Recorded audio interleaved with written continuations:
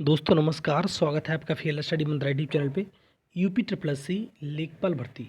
अब देखो लेखपाल भर्ती में जो हमारी कल मतलब 8 तारीख है और हम तो चाहते हैं कि सब कुछ ठीक ठाक रहे। जितने भी जो कल सैटरडे था तो कुछ लोग मतलब मिलने गए थे, तो सबसे पहले तो उन लोगों का सबसे पहले धन्यवाद जो सचिव जी से मिलने गए और थोड़ा बहुत उनसे बातचीत हुई। तो एसजीआई जो सॉलिसिटर जनरल ऑफ इंडिया हैं उनके आने के चांस बढ़ रहे हैं। हर तरफ से पॉजिटिव न्यूज़ मिल रही है, लेकिन मैं फिर कह रहा हूँ कि 100% कोई चीज़ नहीं होती है। बहुत सारी चीज़ें होती हैं कि 1% कहीं ऐसा हो जाए, कहीं मतलब नहीं आ पाए वो या कुछ और हो गया। लेकिन इतना मान लो 99% चांस हैं कि एसजीआई सर यहाँ पर आपकी स्टे हटवाने के लिए आने वाले हैं। ठीक है, ये एसएलपी वैसएलपी तो मतलब उसी में इंक्लूड है, तो सुनाई होगी होगी सीधी बात है। लेकिन हमारा मेन मुद्दा है तुम्हारा स्टे हटवाने का। स्टे हटेगी तो 2 दिन के विद इन 2 डेज़ आपको ज्वाइनिंग मिलेगी, सीधी बात ये है। ठीक है, क्योंकि पुरानी है और तुम्हारा राजस्व परिषद भी मान रहा है कि भाई सीधी बात है ज्वाइनिंग तो हुई है, बहुत सारे जिलों की ज्वाइनिंग हुई है। लेकिन जो डाटा भेजना था वो एक्यूरेट डाटा नहीं भेजा है, लेकिन 4 जिलों ने माना है कि ज्वाइनिंग हो गई है, भाई सीधी बात है। तो ये अब राजस्व परिषद भी फंसता दिखाई देगा, भाई सीधी बात है। जब वहाँ पर हियरिंग होगी तो सारी चीज़ें, अगर राजस्व परिषद उस दिन ये बता देता या जो वकील थे वो ये बता देते, एसजीआई सर ये बता देते कि लोगों की ज्वाइनिंग हो चुकी है, तो ये आज दिन नहीं देखना पड़ता। चाहे 13 को बता देते, चाहे 19 को बता देते, तो स्टे का कोई आधार ही नहीं था। लेकिन एक चीज़, बहुत अच्छी चीज़ ये है कि एसजीआई सर के आने का संकेत राजस्व परिषद जो स्वराज परिषद sorry UP triple S C सचिव ने भी कहा है कि एसजीआई सर को हम कह रहे हैं, मतलब लेटर वगैरह भेजा है और हर जगह से पॉजिटिव न्यूज़ मिल रही है। अब देखो एसजीआई, मैंने एक कल वीडियो बनाया था तो मैंने कल कहा था कि एसजीआई सर आपकी मुट्ठी में नहीं रखे। ये भी जो यूपी ट्रिपल एस सी के जो सचिव साहब हैं अवनीश गौतम अवनीश सक्सेना जी, वो भी उनसे डायरेक्ट इस प्रकार से बात नहीं कर सकते। ठीक है, जैसे आप सोचते हो कि इसको उनको क्यों नहीं आया, ये नहीं क्यों नहीं आया, तो आप थोड़ा समझा करो बात को। वो भी अपना पत्राचार वगैरह से बातें करते हैं, बहुत मुश्किल से बात होती है उनसे भी। वो एसजीआई हैं, सॉलिसिटर जनरल ऑफ इंडिया हैं, 28 स्टेट देखने हैं उनको। ठीक है, आपका ही स्टेट नहीं है कि यूपी आपका स्टेट है, बात बाकी सब देखते हैं वही। ठीक है, स्टेट होता है वो हरीश पांडे जी, वो एक ही स्टेट देखते हैं। ठीक है, वो अलग चीज़ है। लेकिन अब देखो थोड़ा सकारात्मक तो रहना पड़ेगा, सीधी बात है। भाई ऐसा तो नहीं है कि हम एकदम नकारात्मक हो जाते हैं कि ये चीज़ नहीं हुई, वो चीज़ नहीं हुई। तो मैं कह रहा हूँ थोड़ा सकारात्मक रहो, और नेगेटिव होकर भी, मैंने जो लिखा है ना, सच्चाई बता रहा हूँ, नेगेटिव होकर भी क्या उखाड़ लोगे आप, सीधी बात ये है। अगर सकारात्मक रहोगे तो आपका मन संतुलन में रहेगा, सारी चीज़ बढ़िया रहेंगी।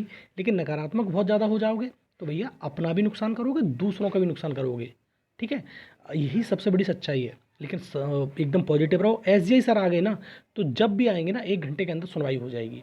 और दूसरा सबसे बड़ी दिक्कत यह है, एसजीआई सर ऐसा नहीं है कि हमारा, मैंने उस दिन बताया था एसजीआई सर थोड़ा सा जो बीएड वर्सेस बीटीसी मामला है उसमें बिजी रहने वाले हैं, और हो सकता है एडिशनल सॉलिसिटर जनरल इंडिया वहाँ पहुँचें, ऐसा भी हो सकता है। ज़रूरी नहीं है कि वो ही जाएँ। ठीक है, अपने जूनियर को भेज सकते हैं।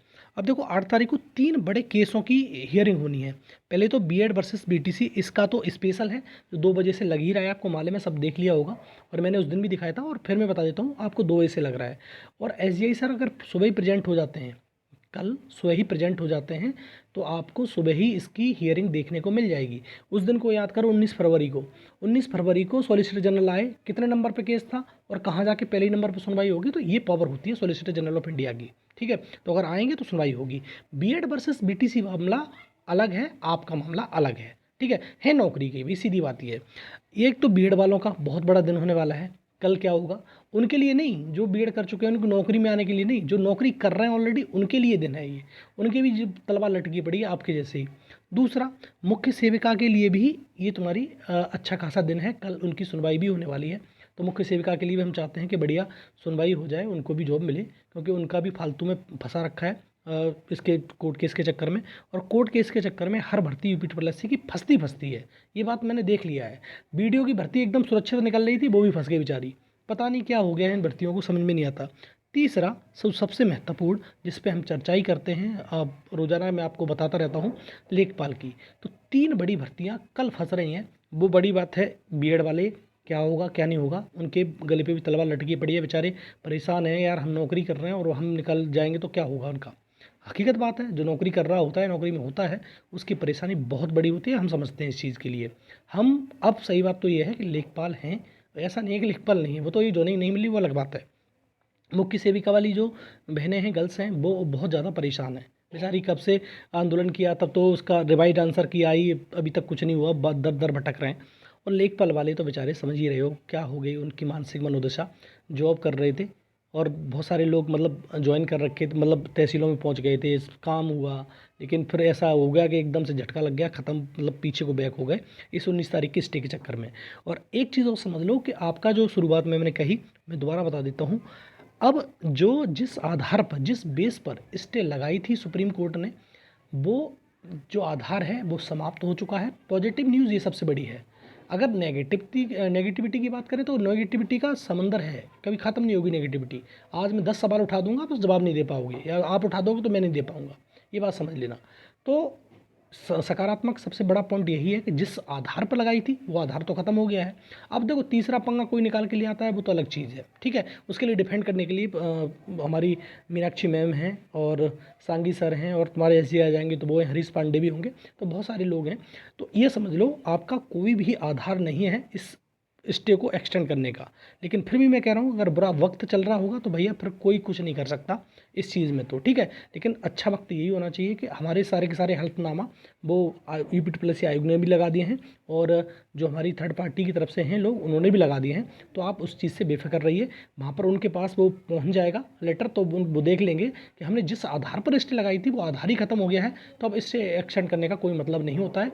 हाँ, वो तीसरा व्यक्ति कह सकता, दूसरा व्यक्ति कह सकता है कि ये इस एसएलपी को सुन लो, एसएलपी का मैटर अलग है, इसका मैटर अलग था। लेकिन भाई जज के मूड की तो बात कुछ नहीं कह सकते, ना मैं बैठा हूँ उनके मूड में, ना आप बैठे हो, भाई मूड तो मूड ही है उस व्यक्ति का।